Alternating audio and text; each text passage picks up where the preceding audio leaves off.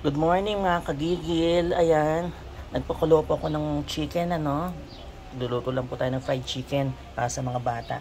Tapos meron dyang flour, tsaka yung breading. Ilalagay po natin yung manok dyan para i-shake natin, tapos piprito na lang natin mamaya, no?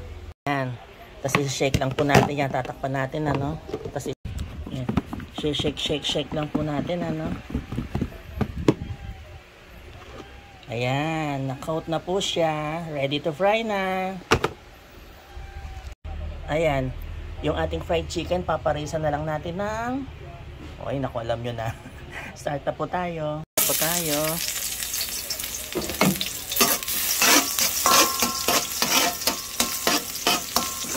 Bango talaga ng bawang. Sarap.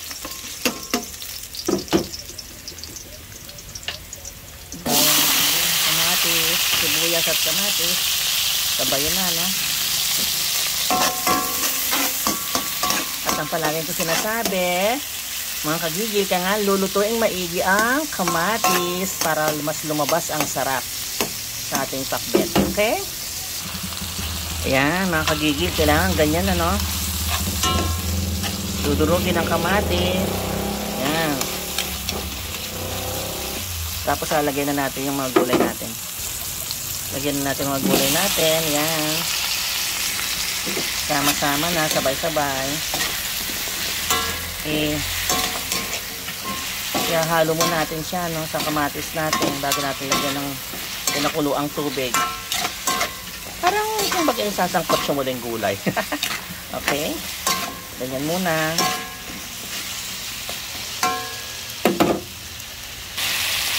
Naglagay po ako ng isang 4 cubes, Lagyan na po natin ng tubig. Yan. Simmer lang po hanggang sa lumambot ang konting gulay. Yan. Lagyan na po natin yung ating sitsaron.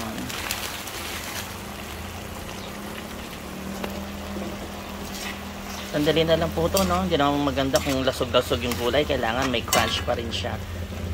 Yan. Actually, pwede na to.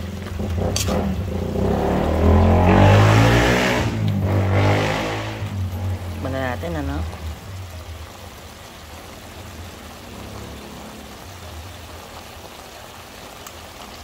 Ay, naku, sarap.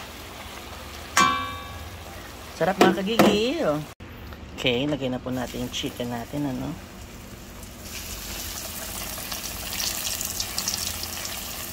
Sandali lang po ito kasi napakuluan na natin ang manok. So, hindi tayo mag-spend ang time para prituin siya ng matagal.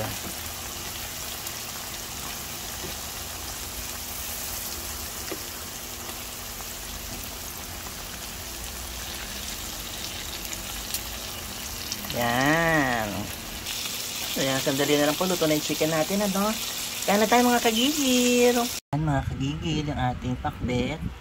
Meron tayong isda dito. Pinrito ko, Karakadan. Ayan, ang ating crispy-licious chicken. Yan. Ay, tirang ulam. At ang rice. Ayan. Diyos ko, kain na po tayo mga kagigil. Sarap.